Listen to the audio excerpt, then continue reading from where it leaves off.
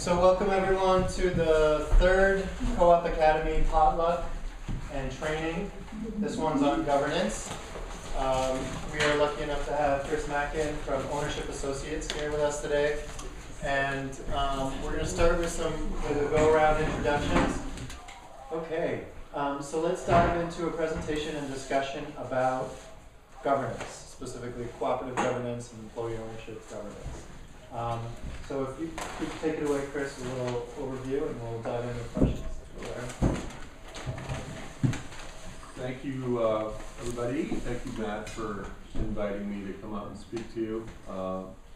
If I might just give you a little bit of background on myself, and if I say a little bit, if it's okay with Dave, about what I'm doing with Dave in nearby Sutton, with a new co-op that's forming that printed that shirt. My name is Chris Mackin. I am a consultant to worker-owned companies, employee-owned companies. I've been doing this work full-time since 1977. And my business, my consulting business, is called Ownership Associates. In terms of, kind of, I suppose, credential things or something, I mean, I actually wrote a dissertation, a doctoral dissertation at Harvard called The Social Psychology of Ownership, Case Study of a Democratically Owned Company. I did that between 1980 and 84. I was studying the evolution of democracy within a construction cooperative up in Burlington, Vermont, where I've done a fair amount of work. I do consulting for these companies and explain sort of what I do, and then we'll get into talking about governance a little bit. It might be helpful, because some of the other hats I wear, just to sort of fill you in me. I'm a part-time professor. I teach a course at Rutgers University in New Jersey about this stuff.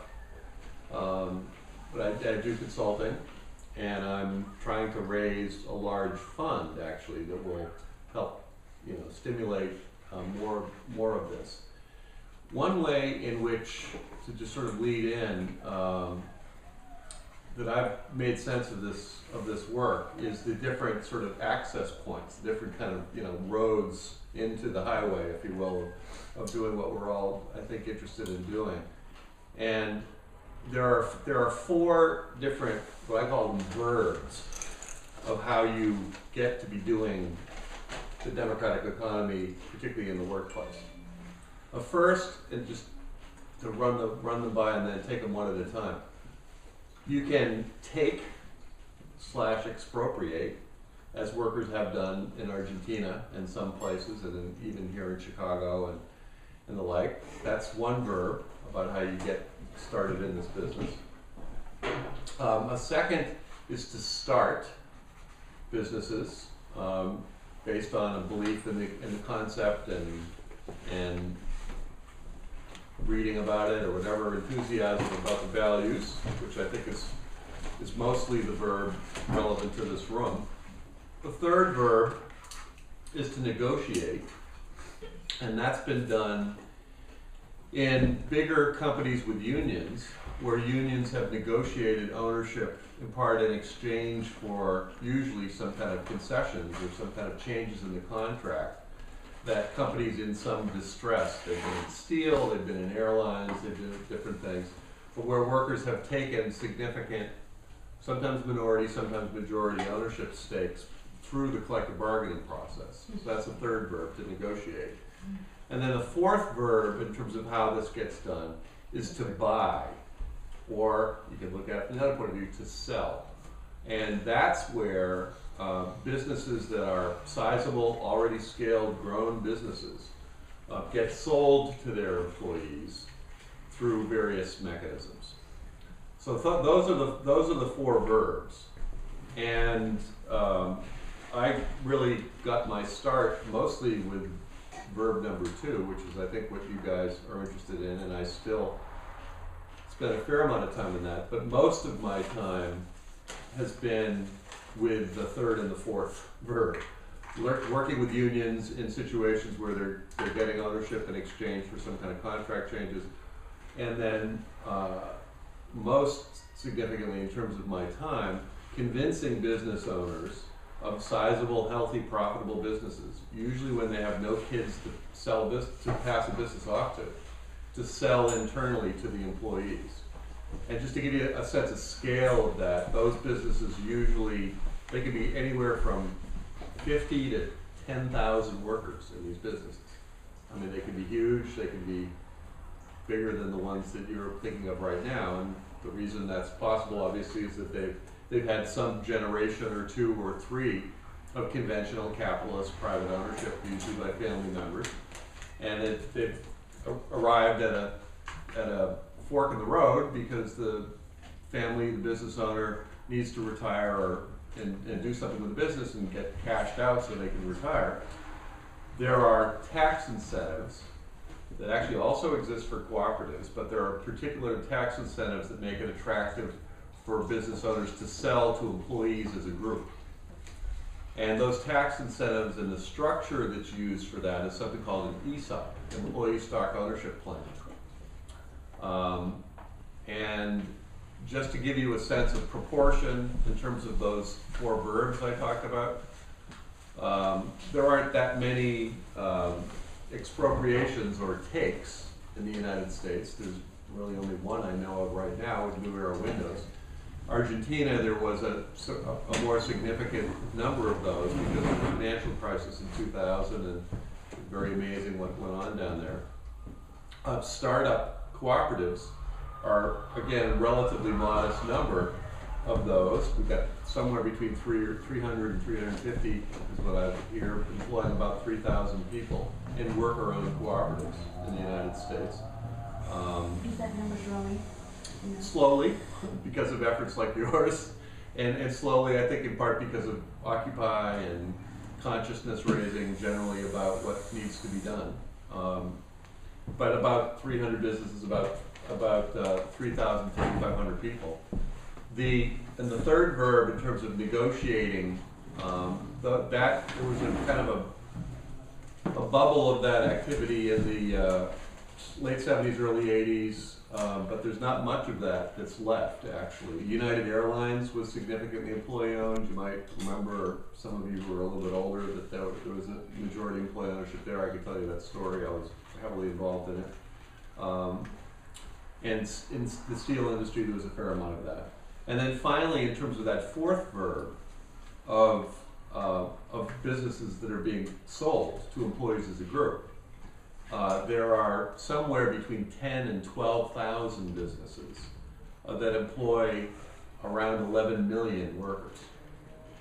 So it is by far the largest cohort of, four verbs we're talking about here.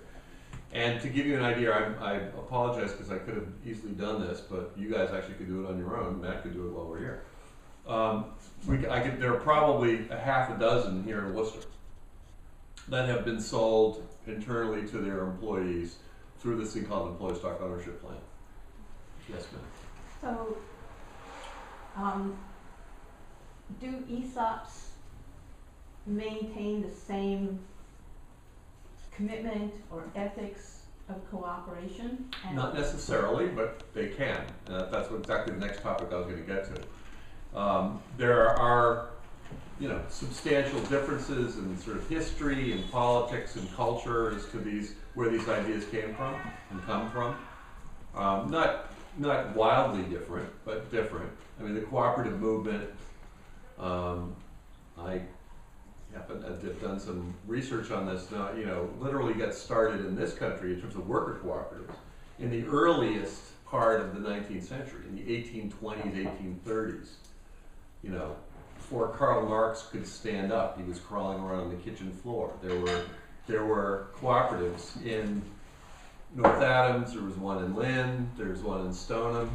Cooperatives were a response of workers to basically the arrival of industrialization and of the steam engine, and of the fact that the kind of artisanal make one shoe at a time production didn't make sense. It made more sense to make 100 shoes a day because you got machines that could help you with that. Well, workers back in those days, whose parents had fought in the Revolutionary War, said, well, if industry's coming to town and there's no pushing it back, we've got to get off, some of us have got to get off the farm or out of our little family workshops and get this together. Why should we go to work for some rich European guy who's coming over here with this concept of an employee and who wants to pay this thing called a wage? Nobody had ever heard of wages before. People just, work as independent people. They said if industry's going to be here, let's do it together. Let's form cooperatives to make shoes, to make rope, to make barrels, iron foundries. There's a very rich old history, including the Massachusetts history of this stuff. That is what the cooperative movement came out of here in the United States. There was also very rich traditions coming out of England, out of northern Spain with Mondragon, out of Italy with Emilia Romagna. Every country around the world, as one way or another, found this idea of working together in a more democratic, less hierarchical, more fair and decent way. But every culture, has its own story. And we have one in the United States that's very, very poorly understood. And here let me give you a mind-bending category about this. You know what those people called themselves back in the 1820s? And they were referred to? They were labor Republicans. What did that mean? That means they felt they were part of the labor movement, and they were Republicans in the sense that they had just fought for a republic against Britain. They wanted, we had formed a republic. And so these same people whose parents, at least, had fought in the Revolutionary War to create a political republic, said, well, okay, we now have a political republic. Why should we stop there? If industry is coming, if factories are coming, why don't we create an industrial republic? Have the same values, same Republican/democratic values that we're trying to create for this new United States of America. Those same values should sort of help form what our company should be all about. So that's the history of co-ops. Pretty rich, pretty colorful. Literally, the initial labor movement in this country, the Knights of Labor and the National Labor Union, the two labor organizations that preceded the AFL-CIO, they were so enamored of this idea that they said should be our strategy. And they warned against working for wages. They said if we start collective bargaining, if we start bargaining for wages, we're going down a rat hole we may never come up from again. And they called that wage slavery. They didn't want to work for wages. So we should be working for ourselves. And the purpose of the labor movement is to enable people to come together and work for themselves. Somewhat needless to say, that idea, that strategic vision didn't win out for the American labor movement. And for all sorts of good reasons. The money coming over from Europe paid for guns and police forces and Pinkertons and so forth and so on, and capitalism, industrial capitalism as we know it, kind of, went on its merry way. And working for a wage, negotiating for a wage was the best that labor could do, in effect. And that's kind of what the labor movement has been left with. And most of the labor movement, frankly, has kind of forgotten that early history. It needs to be recovered. But that's the rich political history of co-ops. It's infused with labor, it's infused with democracy and all these kinds of values, and from different traditions. ESOPs are a much more recent vintage, not nearly as colorful or democratic, though it has some very democratic roots too, very interesting roots. ESOPs were put into law initially in 1974, but mostly in the early 80s, by Senator Russell Long, who was the son of Huey Long. Now, if anybody's studied American history, Huey Long was one of the first so-called populist politician in the 1930s, who literally ran for president against Franklin Roosevelt because he didn't think Franklin Roosevelt, who was the sort of darling of the liberal left at the time, was doing enough. So it would have been like somebody running against Obama in 2008 from the left. It would have been like Ralph Nader running against Obama in 2012. second term. And Huey, who was not a perfect individual, but was very progressive, particularly for a Southern politician. His vision was that we needed to have a more fair economy, and there needed to be much higher taxes on the rich, and building public schools, and so forth and so on. And he encouraged people to start share the wealth clubs, where people would get together and figure out how to create a more fair economy. Well, fast forward, Huey happened to have been assassinated in the late 30s, not because of his politics, some kind of craziness in the family and stuff that I can't remember all the details on, but it wasn't because he was, one might think it was in part because of his dangerous ideas, but it appears not to have been that. But he had a bunch of children, and one of them was Russell Long, who followed his father's career into politics and who became a United States Senator from Louisiana and was much more conservative than his father. Was close to the oil companies down in Louisiana, that had sort of begun to dominate the economy down there. But he wasn't without some attachment to what his father was trying to do. And during the last stage of his career as a politician in the 70s and 80s, he said, I want to do what my father was trying to do with this share the wealth stuff. He says, but I'm the head of the Senate Finance Committee. What can I do? And what he figured out he could do was to create tax incentives for the business owners of all the sizable businesses in Worcester and in every other friggin' city and state in the country. So I'm going to create incentives to make it attractive for those owners when it comes time to sell internally to employees. I'm going to create this thing called an Employee Stock Ownership Trust, an ESOT, which the trust is only constituted of everybody in a business. You can't discriminate. The trust can go and borrow money from a bank to buy out a business owner, thereby achieving the seemingly impossible.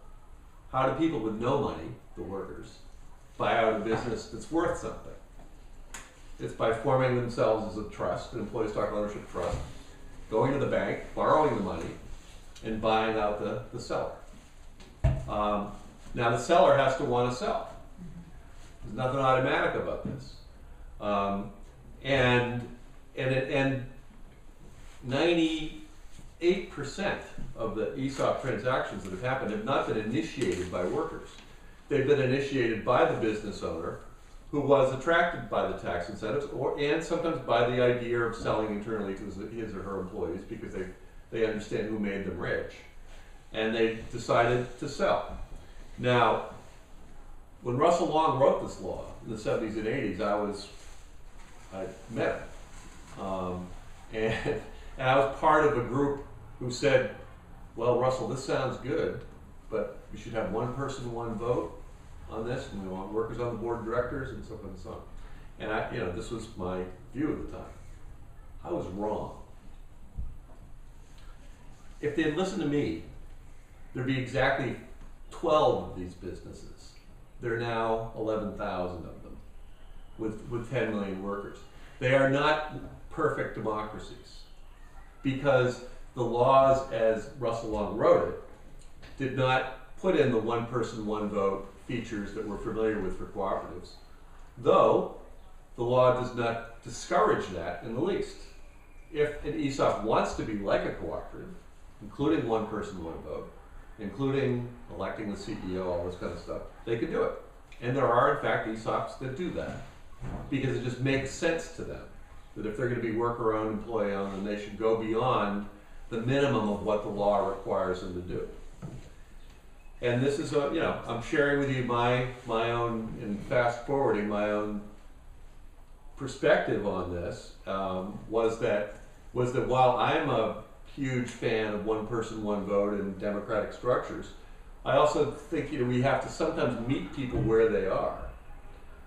And first, in the case of business owners, somebody who's built something 3 blocks away from here, you've got 100 people working for him or her. I'm trying to convince them to do this thing. And if they see that it's gonna require one person, one vote, and it's gonna have workers on the board, and this is, they may say, well, this is too scary, I don't know if that works, if that makes any sense or not. So, in fact, ESOP law doesn't require that. It does require that if the business owner sells to this ESOP trust, that real accounts, real financial ESOP accounts have to be created in everybody's name. And real money, a proportion of the value of the business belongs legally, enforceably to those workers. And then it's a matter of organizing and persuasion and education to make those businesses democratic, more democratic. So do the owners retain some, they can be on the board? And Yes. Yes, absolutely. And usually these sales happen gradually, because you can usually not get a loan for 100% of the business. Usually buy out 30% of the ESOP and then get another loan for another 30%. So it often takes 5 or 7 years.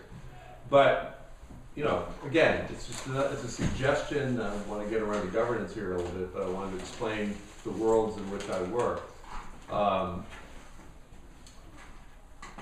It might make sense to find out who the bigger ESOPs are in Worcester, and to approach them in a friendly way and say, we'd like to support you. You may not be perfect in terms of our vision of a cooperative, but you're better than Wall Street, and you're better than whoever, the guy across the street. Let's see what we can do together. I would urge you to consider doing that, and I can maybe help you. Now, in terms of sort of what I do is, what I've done many years ago. Actually, I started Ownership Associates in 1987. From 1977 to 87, I was part of this group called the Industrial Cooperative Association, which is now called the ICA Group. It's now in are they in Brookline, or are they in Boston? I think they just moved into South Boston. It was one of the first national technical assistance groups to cooperatives in the country, and it still exists. It calls itself the ICA Group now. It doesn't just do co-ops, it does other stuff. But I was one of the first 3 people to start that organization, nonprofit, in 1977 with a guy named Steve Dawson and a guy named David Ellerman. And I have to tell you, if you want to really go deep about what cooperatives are about and really understand the background politics and economic theory and blah, blah, blah, blah, David Ellerman, and it's ellerman.org. He's the guy I started with in 1977. He's 72 years old. He's semi-retired at University of California at Riverside. Still very productive, kicking up a lot of whatever. He's doing what he should be doing.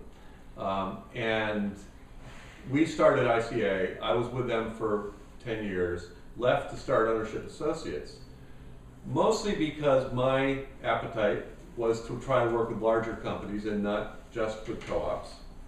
And while I was interested in this ESOP idea that was taking shape back then, I was interested in working with unions. I was interested in the sort of policy ideas around that. So I started this organization called Ownership Associates. And what Ownership Associates does is sort of help make worker ownership happen in various ways, but what we're probably best known for is what is called after the transaction training and education about worker ownership. There's some extra copies of people in the back who like one. Is this on your website? Yeah, it's somewhere. Yeah, it's a services overview under ownershipassociates.com for the. Okay. Something like this is on there, and okay. So just to explain a little bit, this is the first sort of simple distinction in terms of technical assistance to this work. I mean, you guys are bridging some of this already. There's like helping with business planning, helping get financing, helping with legal structures, that's what I call generally sort of transaction or business development organizing. And then there's like, okay, that goes away, the lawyers and bankers go away, and then people are sitting around looking at each other saying, what the hell does this mean? Are we on business together?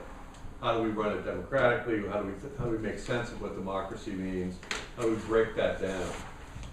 And in fact, that would be the metaphor I'd like to use. I've used this, everybody took at least one high school class. Remember that first chemistry class or physical science class where they taught you how to boil off different sort of chemicals that are in water and different things.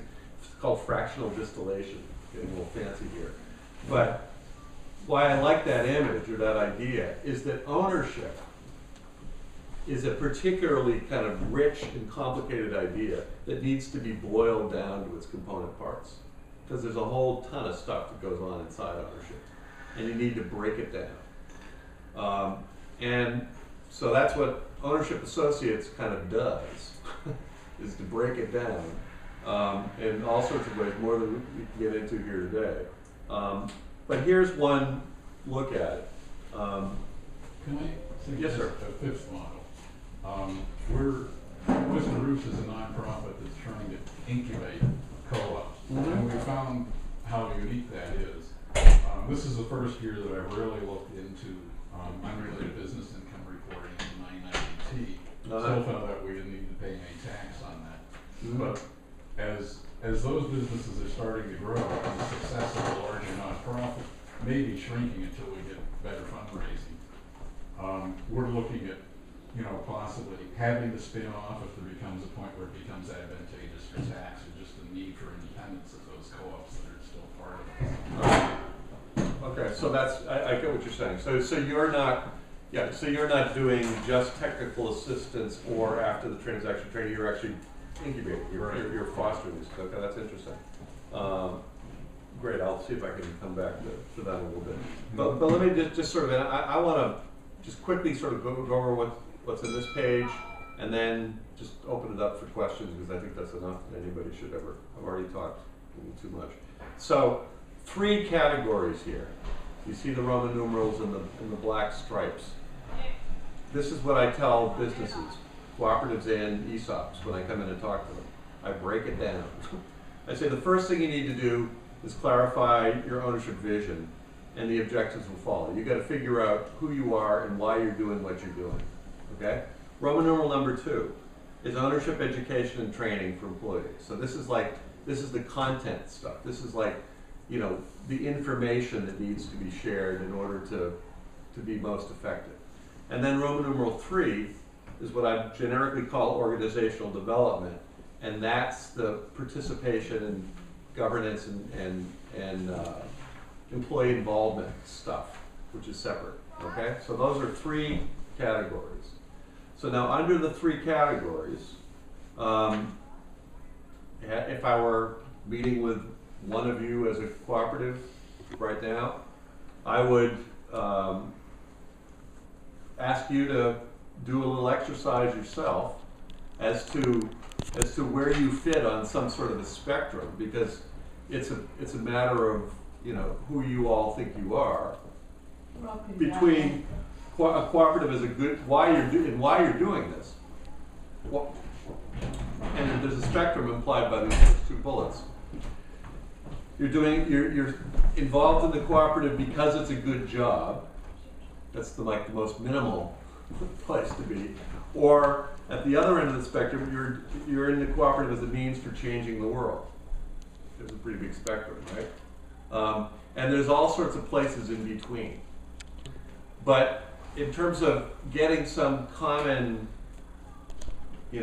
identity, common sense of purpose of why are we doing what we're doing, you have to have that conversation.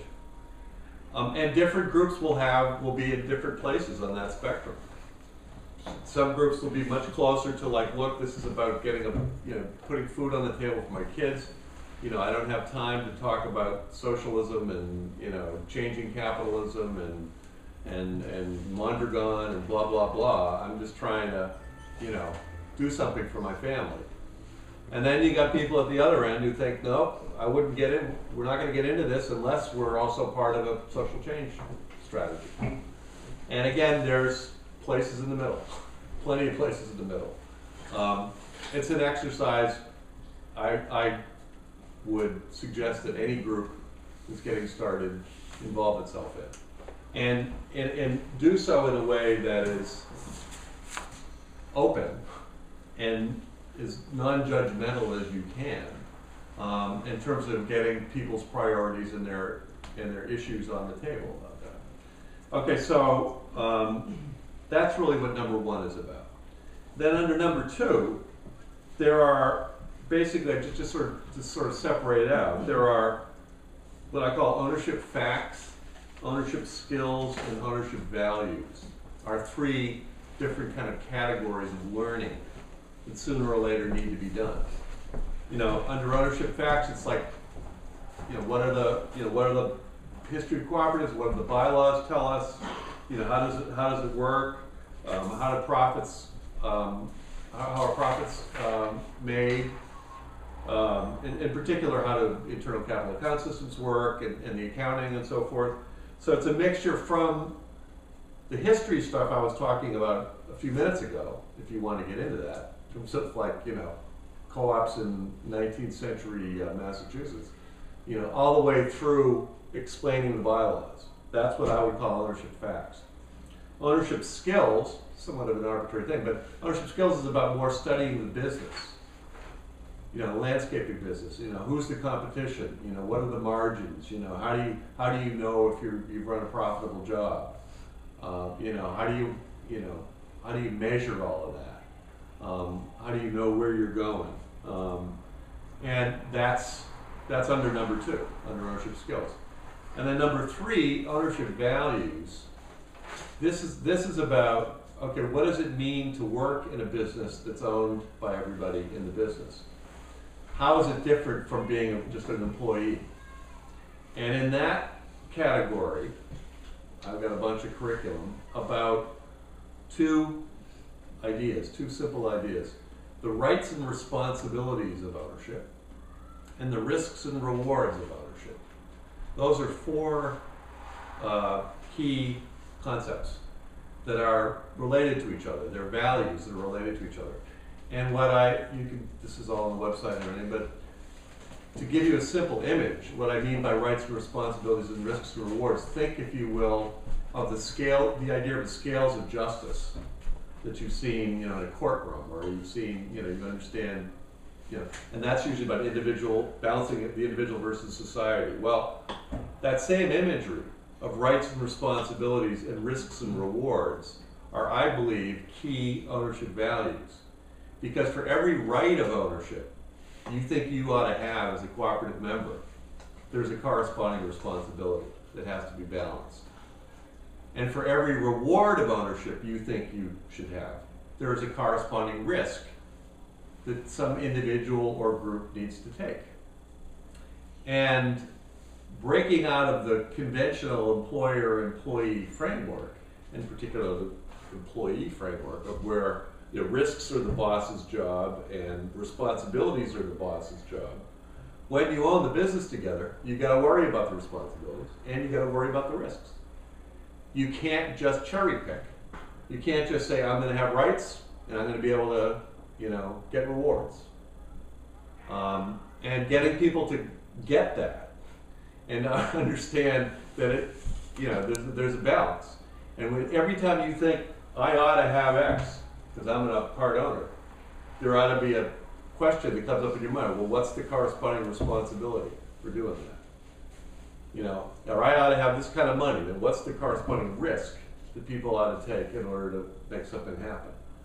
So there's a whole way of talking about and having people in groups talk about what I call here ownership values.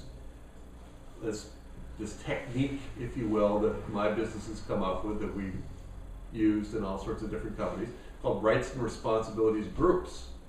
There's ways in which you can kind of present the concepts I've just presented, and I've got PowerPoints and slides and images and so forth that help create a common framework.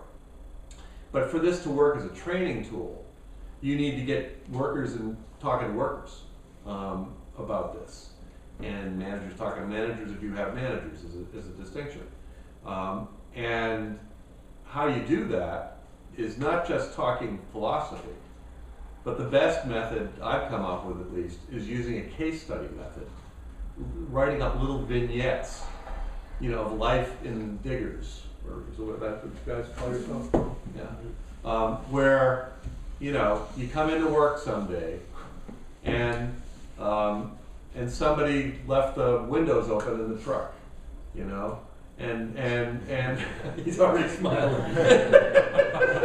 That would never happen. The seats are soaked, and somebody else, walks in and says, and you hear from one character saying, "Jesus, you see what's going on? The truck is soaked. Who did that last night or whatever?" And somebody responds, "Well, we had this rule that we all came to, that the last person to check out of the building was supposed to check on that kind of thing. Did that happen? Whatever." And so you write up a little story, hypothetical, because you're not naming names, and you use the sort of hypothetical, the safety of the hypothetical, to get people talking to each other about what rights and responsibilities mean. Where somebody's let the group down, but usually it's not clear. It is not a clear villain, but you use that method to kind of get people talking to each other. So that's a teaching technique for ownership values. The teaching technique for ownership skills is more using something like this gentleman to sort of teach you about income statements and balance sheets and your internal capital account, whatever it is. It's by the nature of the material is going to be more traditional teaching. And the ownership facts, there's some reading and some talking and history that you may want to do that you can do. What's that noise? Someone's phone is dinging. Oh, okay, that's fine. I just wondered if it means I'm supposed to shut up. Maybe Shane.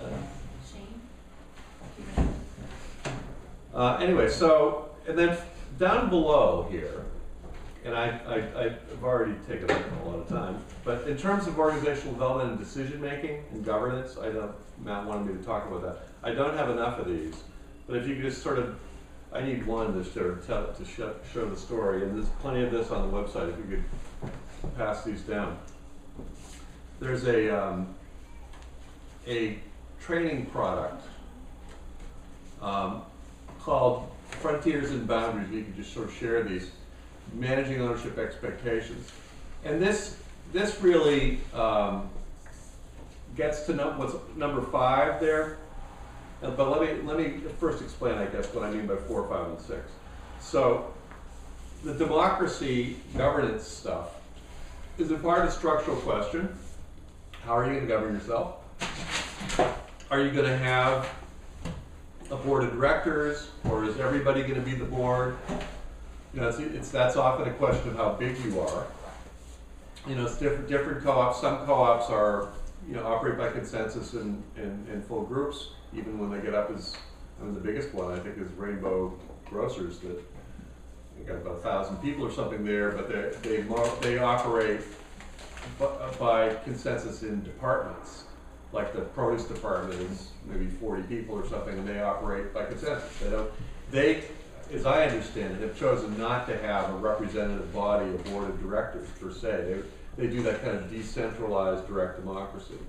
Other cooperatives like Equal Exchange in East Bridgewater and the Mondragon cooperatives, the bigger cooperatives, have generally decided to have elections for boards of directors, that the members elect a board and the board appoints management.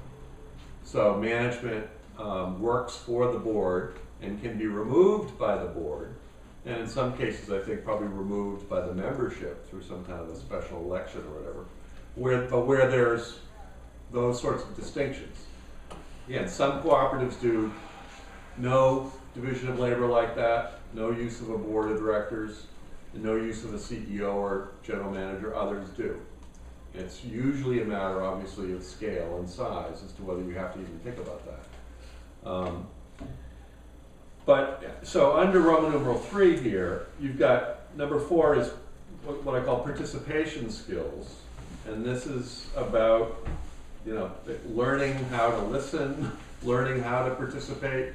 We shouldn't assume that everybody comes into this world necessarily with all the relevant skills to be a good democratic member participant. And sometimes there's sort of basic human skills, and literally the most common of which is like listening and learning how to listen. And there are courses in learning how to listen. There are people who do it.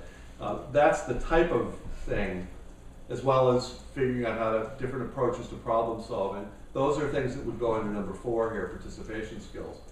On the other end, number 6, what I call reward and compensation systems. You should think about ways in which people get compensated. Again, should everybody make the same amount of money? Should they get the same allocation of profits? Should there be some sharing of dividends that happens, sharing of profits in the near term? Those are questions that have to be decided on by every cooperative, and there are tax consequences of some of that stuff. But then finally, in the middle is organizational architecture, and that's about structures for involvement and participation, and this frontiers and boundaries thing. And I just sort of mentioned that in part just to give you an idea, and this is really most relevant for larger companies. If you look at this image, it's the colorful image on one side of this thing. It's what you see here is basically an X, Y distinction, where you have in effect a Y-axis, if you see that on the left, that has decisions, the kinds of decisions that any company needs to make, that start at the most basic level of, you know, of how the work is done, that rises up to questions about departmental decision making, if you have that kind of stuff, that gets into more technical research and development, you know, purchasing, that kind of stuff, and then up to the top level of strategic decisions about what markets to go after, how to get financing and the like. These are basically any, and what I ask people to do with this is to come up with their own Y-axis of 20, let's say 20 decisions that any organization has to make, and arrange it from the most basic to the most complicated. And then where the colors come in is to figure out, okay, who makes those decisions? Who makes what decisions? Do you want to have all one color? Do you want everybody to make every decision? Or do you want some kind of a division of labor? In which case, you just make that transparent. You make it clear as to who's making what decision. That's what this little tool is about, and there's a whole bunch of information on it that people can access. So that's a walk through a whole lot of stuff. This is what, you know, this is how I work with companies around these sorts of issues. And I'm done talking. Well, this organization has done an incredible amount of vision, and the collective and the leadership have been great at it. And I've been, you know, somewhat on the sidelines of that because I felt like there were others who were leading it very well. I think our biggest challenges have been following up on fixing errors that we've made. Whether it was accounting errors or imbalance of power errors or failure to recognize the responsibilities that went along, the responsibilities and risks that go along with the benefits. And, I mean, I don't think we're terrible about that, but I think those are the things that have been our biggest challenges. Right, and I'm assuming that those challenges show up at least 2 levels. In the discrete co-ops you're trying to start, where people have to be dependent on each other on a daily basis, and then in this larger organization that you're a part of that's also kind of the parent of the individual co-ops at this stage, correct? And you have to work out the divisions of labor there, and I assume the ambition is not for the parent to stay a parent forever, but for these co-ops to be on their own. Right. It's very hard for us, I'll just speak for the diggers, that, I think that the diggers share certain values, but, in the day-to-day operation of the business, we often are prioritizing, our, jobs versus our mission to change the world. Mm-hmm. Instead of our mission to change the world. I think we all are agreed on the importance of cooperatives as an intervention in a world that's kind of topsy-turvy or askew. Mm-hmm. But we get caught up in actually doing the work and getting everybody together so we can address those contradictions. You know, making the time for business development and reflection and that kind of thing, that's the biggest challenge I see. Mm-hmm. Well, you know, one of the things, that's interesting. I get it, and I think it's a risk or a challenge of organizations like yours. Of balancing the business of starting businesses that have to like perform, and changing the world at the same time. And it's like, I don't want to discourage any effort to try to do both of those things. And I think it's a large part of what draws you together. You're not just a standard business incubator thing. You've got a mission as well. But it can be a good thing to have other outlets for your politics and for your change the world stuff besides the business. You know, which is why it's important to be a part of a political party or be a part of community groups or a neighborhood group or whatever, and to have some of your political appetite be satisfied there and not having to rely on the business as the only place where your politics will be able to take flight. Because you are going to have to, you do have to finish that landscaping job, and not talk about what happened in Mondragon yesterday or something, and what's happening with capitalism. Yeah. So one of the things that I also feel like happens very often, and I don't know if that's like just in the US, but I feel like the paternalistic kind of idea of, like, okay, they can't take off because, you created this model that is kind of like the philanthropy with the nonprofits, and like a lot of people that start, like I feel like a lot of us started businesses thinking as nonprofits and like, get like, oh, let's start with grants, and then, you don't put the grant as a loan and then use that money as a loan, Right. and we started with that, and then like the business is not profitable because Right. we started with this like messed up Right. dynamic. But I also feel that the volunteer idea on co-ops also create the same, like the sweat equity hours or Mm-hmm. so I don't know if it's like, do you have any tool that could like record those things and how to like use it as, okay, it's sweat equity, but it's like one day have to be equity and can be cashed out or can be like counted as, I don't know, depreciation of your workers in a way, like how long can you be without getting paid, or like, so then it turns into this dynamic of the people that have the time to put sweat equity Right. do, and the people that have to be working someplace else to make money. Or have to get home to their kid. Right. So like how that happened, because one of the critiques that I have to the co-op movement at this point in my life is Right. like, as a parent, as a person of color, as a non-US citizen, like how can I do that?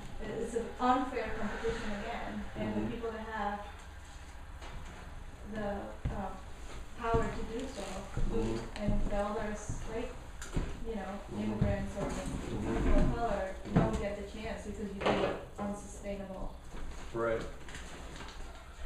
Well, that's a pretty difficult question, which I'm not sure I'll be able to completely answer, but it reminds me of a couple of things. Well, I mean, it reminds me, just to reinforce my earlier point, is you know, is that people should be expected to. You don't have a viable business unless people can have personal lives too. You know, so you need to build that into your business model. You shouldn't assume that it has to be 70-hour work weeks and everybody has to do it now. But on the other hand, the economy isn't just going to give you something. You gotta make a presence in the economy. But there are other people who do landscaping. Thank you very much. You know, they've had a head start on you, and they're out there, and they'll take your business if you can't prove that you can do something. So that would tell me, first, I guess, to not bite off more than you can chew, and to do to have ambitions that you can be successful on, where you can, that don't depend on this kind of heroism you're talking about, and that are reasonable.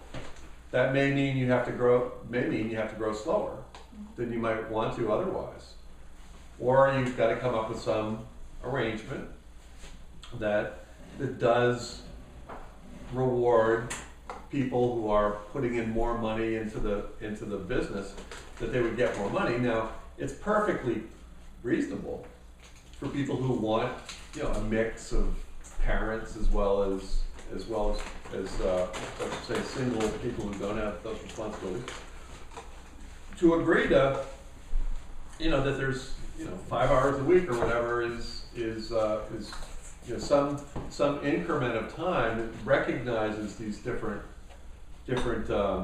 responsibilities that people have, and that those people working those extra 5 hours are not going to penalize or shame or pressure the people who have to get home with their kids, and people will be rewarded equally because the co-op values being a father, being a mother, whatever.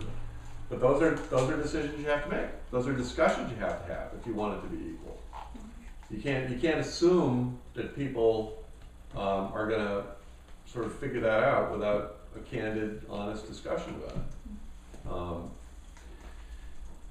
In terms of, there's one other thing in terms of like the incubator and what you all are trying to do here, and it's a little bit like, I know a tiny bit about what's going on in Springfield, and just one other thought from my head.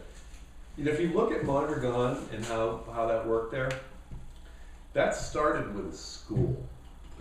That started with a vocational education high school, technical school, teaching engineering, teaching math, teaching how to make, how machine tool, stuff, and where people work, the kids work part of the day in a business and then part of the day in the classroom learning the math and the engineering around all that stuff. If I were trying to do what you were trying to do, I would highly urge you to be connected to the vocational education system here in Worcester, and ideally to Worcester Polytech or some school where you find faculty who believe in what you're trying to do, and where you can get some of the sort of backup and support that those institutions can provide for you, and it would help anchor you in the community more. And Mondragon could not have become Mondragon without a trained workforce, and without the help part of look, Father Arizmendi, the priest who started that thing, he was getting his tiny little salary from this, the Spanish Roman Catholic Church, his management skills were subsidized by the Roman Catholic Church. Well, you need to have, you know, some professor at Worcester Polytech or some folk ed teacher here in Worcester or whatever, who is joining these meetings or whatever, and sees it as part of their civic responsibility or whatever, and is helping make this happen. You know, maybe you guys have already done that. I have no idea what you've done, but it's a way in which nonprofit incubator type groups can lessen their isolation, is if they can figure out a way of, you know, some kind of structured relationship with nonprofit educational institutions that have been here before, are here now, and are going to be here next year too. Any of the co-ops who haven't had a chance to speak have a question or comment to throw out there before we get to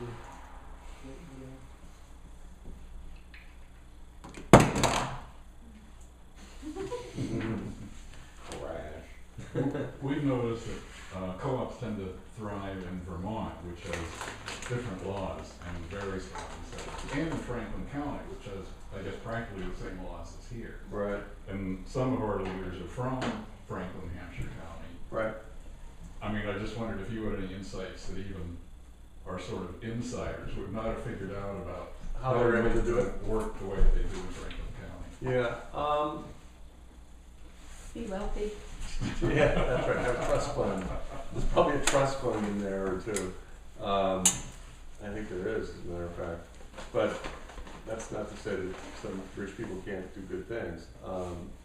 And I don't think that's the decisive issue either. I really shouldn't say, because I've met some of those people. I know some of those folks.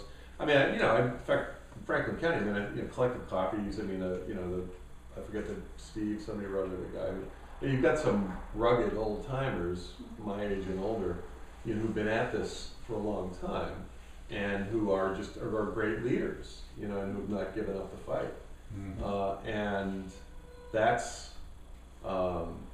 you hardly need that. You need examples to point to, and so they've got some co-ops that have been around and have survived. People have retired.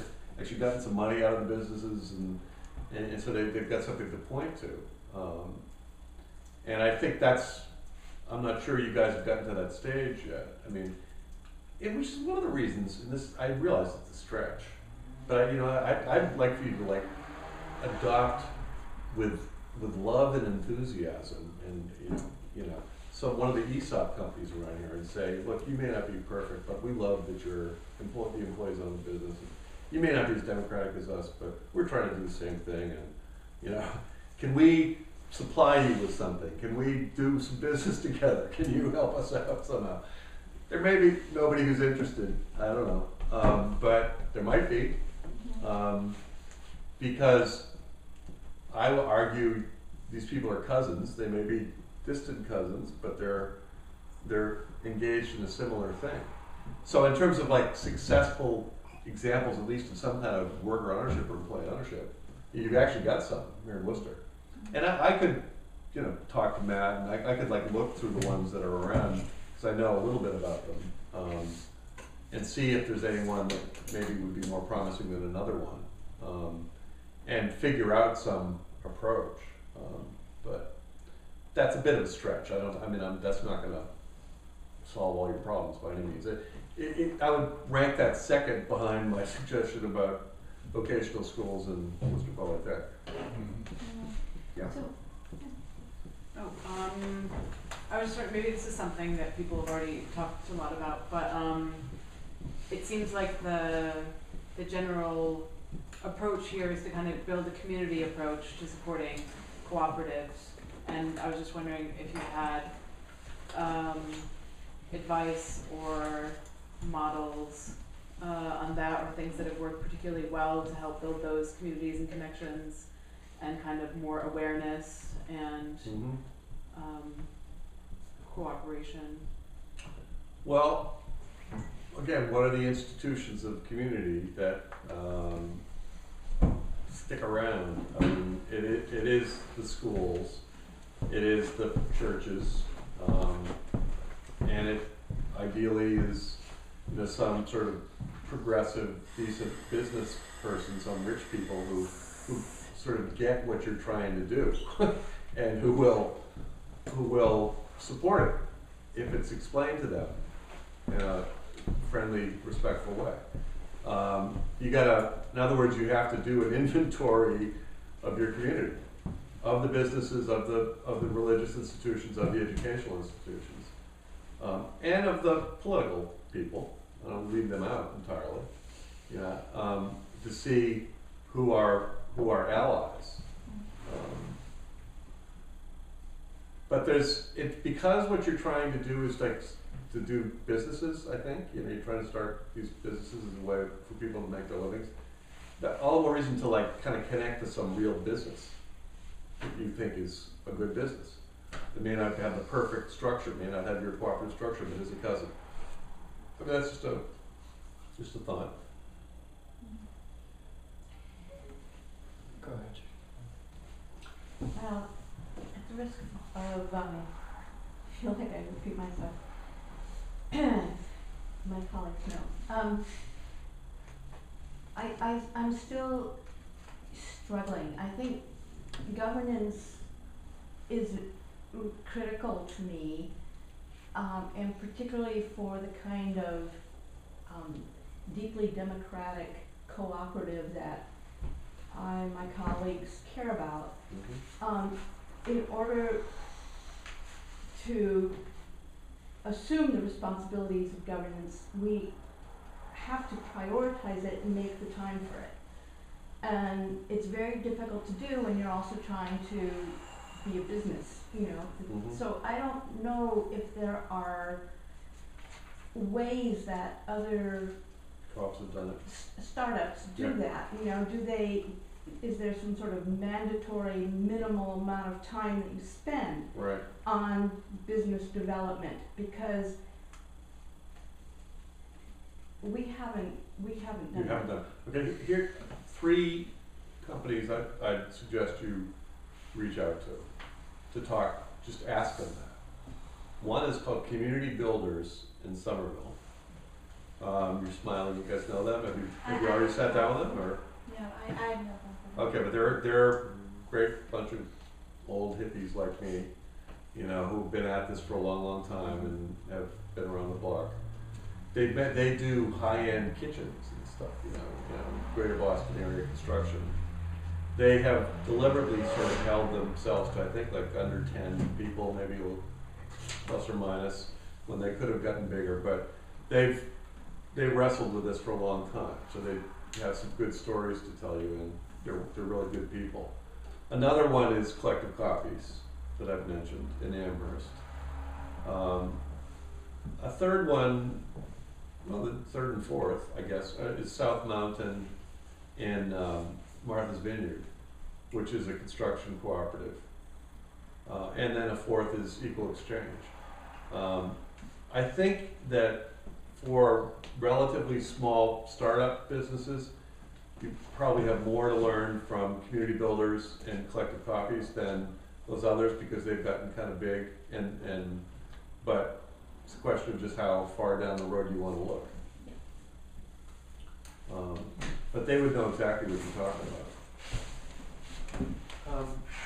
One quick announcement, then I want to ask you something. I forgot to announce this earlier. We are doing a workshop on converting existing businesses into co-ops. So please think about your existing connections to business owners, small, large, in the area, and see if they can join us for this day. And if you have any suggestions on potential speakers for that, or people could share. But I was wondering if you could explain a little bit about the Office of Employment Involvement and Ownership. Yeah, Massey-O'Neill. Yeah, and where that's at and what that is, and how what's going on with the movement to revive it as a potential thing we can get involved in. I know it's something that's been on Sage's agenda as a potential project. So. Sure. Can you say it again? Office of what? It's masseio.org, MASSEIO.org. I preserved the website so you could, I've been paying for it myself. It's the Massachusetts Office for Employee Involvement and Ownership, so that's the mouthful. Massachusetts Office for Employee Ownership and Involvement, which is Mass EI, Employee Involvement and Ownership of, so MassEIO. That is an office that was created in 1990, by a state senator from Framingham named David Magnani, to promote employee ownership, ESOPs and cooperatives way back then in 1990. It ran internally as a program in the economic development bureaucracy of the state for 10 years. Senator Magnani wasn't happy with how it was being run.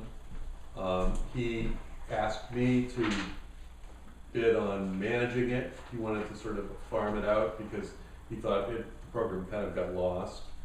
So from 1999 to 2008, my company, Ownership Associates, managed this office under contract to the state. And in 2008, when the financial crisis hit, and there's this huge pullback in the budget on all sorts of things, we got sliced, and we got eliminated along with a whole bunch of other things and people. And there's talk of reviving it now, which is what Matt was referring to. And I've been talking to people in the State House about it, it's a very small amount of money. It was a $127,000 budget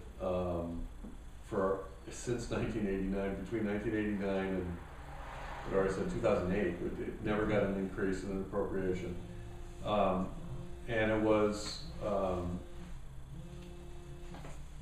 Sounds like my phone. Oh, this is my phone. Where did it go away? Shut up.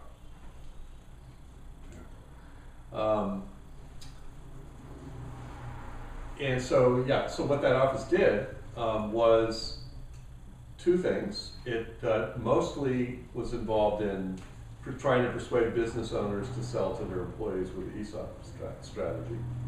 And it offered matching grants to for businesses that want to sell to their employees using this ESOP thing. The first thing that they have to do, generally speaking, is to do an independent evaluation of what the business is worth. Because the business owner who's wanting to sell is wanting to know how much am I going to get for the business I put my blood, sweat, and tears in for 30, 40 years.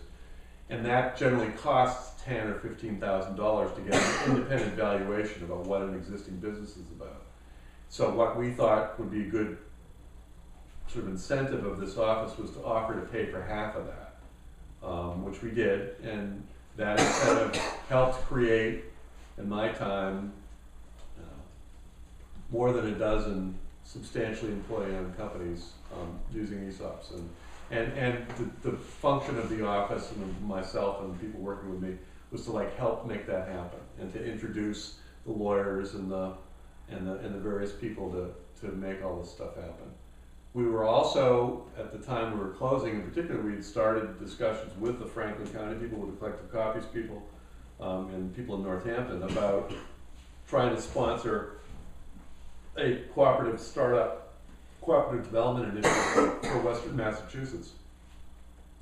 And that was, we had a couple of meetings and plans in doing that, and it was, we couldn't get them off the ground because the office was closed. So there's talk about reopening it. It's still a very little bit of money. My company may or may not be running it. There's interest in having me do that. And I'm open to that, but it depends upon the time involved. I've got lots of other things I do besides this. And so we'll see. It's a little, there's talk about it, but there's been no action to create it. As I understand it, in fact, there are a couple of, there's two strategies. One is to basically just revive the office, to you know, sort of connected to the funding that it used to have, or maybe a slightly higher level. And then there's a bill that Representative Paul Mark, who's from Western Massachusetts, I think from Pittsfield, has wanted to get through that would provide some, actually, he wanted there to be a right of first refusal that workers would get to buy companies that were for sale. I think that's a fantastic idea in theory. I think it's a very difficult idea to implement in practice. But that's another conversation that's going on his bill, and then the idea of reviving the office. Just to mention that the Jobs Not Jails campaign is a statewide coalition of folks that are pushing to, instead of building, to defund the prison building part of the budget and to reinvest that into jobs. And so, but there's still conversations in that campaign about where to reinvest for job creation. So we should continue that conversation with those folks. Sure. Yeah, they have a really good base.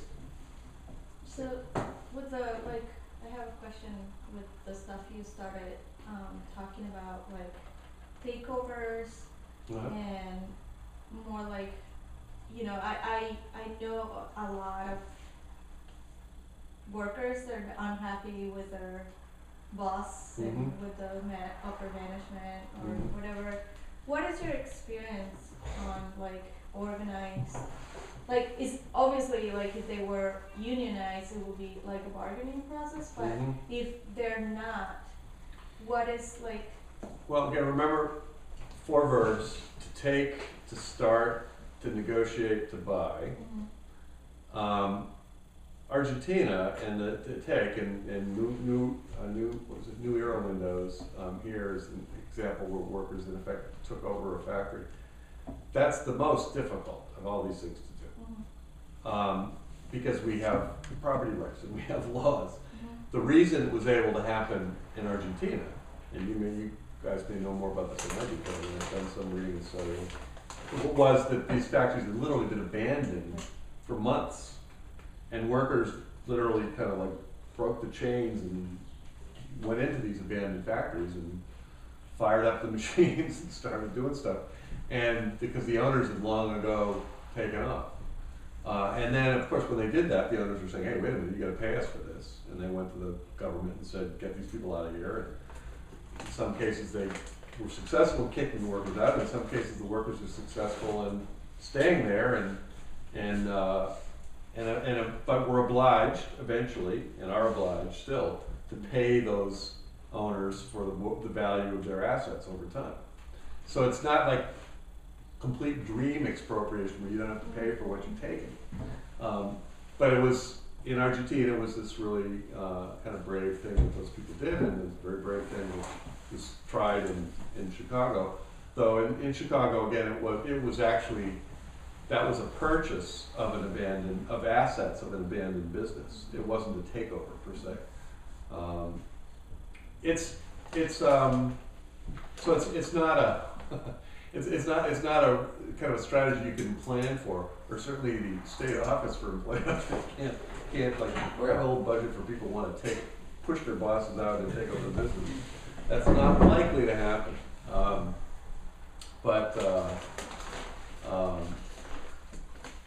I think what workers can do, it's a much longer kind of educational and organizing thing. And one of the things I've talked about here, but it assumes a little bit less of the kind of, easy to emotionally connect to workers versus bosses dynamic. We all have stories we can tell about bad bosses. But if the workers are going to buy a going concern, a business that's been there for a while, they got to persuade the guy or gal who owns it. You can't put a gun to their heads. You actually have to sort of get them to want to do it. And in fact, there are tax incentives that can make that attractive to do it.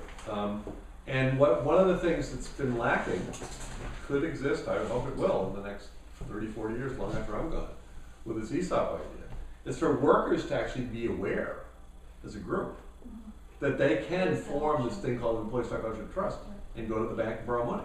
Now, that's a really potentially powerful, important thing. However, it still involves a willing seller.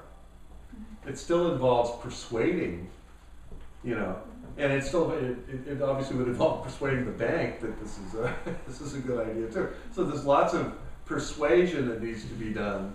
It's very kind of practical and economic, but it's possible. And in lots of cases, people don't understand it's an option.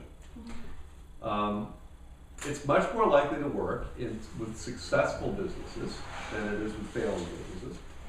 If a business is failing, you don't want workers to necessarily take over something that's going downhill and crash it and invest their money in something like that. In crisis situations, the sad truth is that in many cases, you've got to, if something is in bad shape, you got to wait for it to hit the bottom, for it to crash. And then you got to look and see, okay, is there something to start up? A phoenix rising from the ashes. Is there some department or some single product that was doing well, or that you could build a business around, rather than having to take over, you know, a whole bucket of bolts, you know, that may not make any sense. Your point. What was your question? So SweatX Oh yeah, no, that's right. Yeah. tried to do the part of the apparel industry that was creating the textile, Yeah. right? And so, Right, and so that didn't work, but ethics, the marketing kind of arm of that did grow, and now has been able to start Works. that's right. Which is the printing part of it. Well, So thank you it's for- different parts of the supply Yeah. chain Yeah. that survived and are now helping. Yeah, no, look, and Yeah. I do, you know, embarrassed Dave here a little bit, but I'm thrilled that Dave has come to join this group. Ethics merchandise within X is the phoenix that rose from the ashes of SweatX, which was a cut and sew garment factory in Los Angeles that Ben Cohen of Ben and Jerry's Ice Cream and Pierre Ferrari and a bunch of people, and myself as an advisor, consultant to them, had tried to start in Los Angeles in 1999, 2000, and that general way. It was not well planned, not well figured out in terms of how to do that, and that manufacturing business, SweatX, failed, didn't work. But Kevin O'Brien, the dread-wearing, red-headed, dread-wearing young man who's not that young anymore, who was one of the people who came to my office, said, how can I help out with this? I know about the garment industry, because he did. He actually had worked in the garment industry before. He was entranced by this idea of worker ownership and helping fight against sweatshops and the like. And he was one of the, what I call the fire brigade, I was too, trying to fix SweatX when it was failing. And it was too late, we couldn't fix it. But we moved back here and got our heads together and figured out what can we do that's going to work. And instead of starting a cut and sew garment business, we decided we're going to start in effect, a sales business, a sales organization that would sell union-made, fair trade, environmentally responsible merchandise, mostly T-shirts, but also other, you know, pens and whatever we want, and to be able to be a sales organization that could provide that to customers around the country. Ethics merchandise, ethicsmerch.com, is the business that has become. I think we're 6 years old or something like that. And Kevin and Pierre Ferrari, who was Ben Cohen's friend, and myself are the ones who helped start that. And now I think we employ like 8 or 10 people in a converted factory building in Sutton, Massachusetts, and do somewhere north of $2 million in sales of And we got mostly people on the phones talking to, in front of computers, talking to people from around the country who want union-made T-shirts or environmental groups or political groups who want, some kind of merchandise, and we sort of walk them through get their artwork and tell them what their options are in terms of suppliers of shirts and the like, union-made, fair trade, organic, blah, blah, blah. And that's working. That business is working. It's working well enough that where we finally got to the point of, getting back to our dream of starting cooperatives with this incubator business, if you will. That's kind of what Ethics Merchandise is. It's kind of an incubator business. Is that we now know that since we're doing $2 million in sales, we can, and that is mostly selling T-shirts that we then subcontract out to printing shops around the country. That we have enough business that some percentage of that business can start a new printing business in Worcester. That it will be structured as a worker cooperative. And David is the first, he isn't a member yet, because he's, how old, you're 2 weeks in, something like that, 3 weeks? 5 weeks. 5 weeks, my goodness, excuse me. You're a veteran. And this is, David's the first person in. I remember saying to David, and I want to see what David has to say to the group here, that when Kevin and I did the interviewing thing, I said, I hope you like the idea of being a teacher and an organizer, because if this business works, it's about, recruiting people like some of you people around the table and others like it, who might want to do this kind of work, might want to learn how to work with fabric, how to do printing, get involved in this kind of a business, and have a future. And the advantage here, obviously, is that Ethics Merch is the first customer of Works, W-O-R-X, the W-O-R intending to connote Worcester. So Ethics is subcontracting or contracting with Works to do, right now, I think the general plan is to do 1/3 of its printing or something like that. We'll see. I don't know Is there brick and mortar place now for Works here? Yeah. Where, I didn't hear what the question was. where is? It's in the same building. It's across the hall. Sutton and Manchog Mills, Oh, it's in Sutton? yes. Okay, Yeah. okay. For now, the idea is to come to Worcester. But the idea is eventually to come to Worcester. But you don't have a place yet? No. Not yet. Right. But Dave, tell these folks a little bit about your background and what you think of this crazy nonsense we've got you into. Not nonsense. What do you think? Well, Because Dave was not somebody who came out of the co-op. Okay. He did respond to. right, but all, Yeah. at my point, the point in my life right now, all these pieces of the puzzle to get involved in this venture just fell into place perfectly that I couldn't refuse. But my background is graphic arts. As a matter of fact, I've been involved since, I'll show my age now, since 1972 in the graphic arts field. So I've learned a lot of the technology, saw a lot of them come and saw a lot of them go. But I was involved in some of the later phases into the digital printing end of graphic arts, which is where this technology is now on printing on T-shirts. That one. That one there. It's a new technology, it's a clean technology, it's a fast technology. It can just do things that weren't possible before. So I was at a point in my life that I was looking. I actually was working at Assumption College for their print and copy services, and they decided that that was going to be outsourced, and I can't tell you how many times that happened in my career. And I didn't want to do that all over again.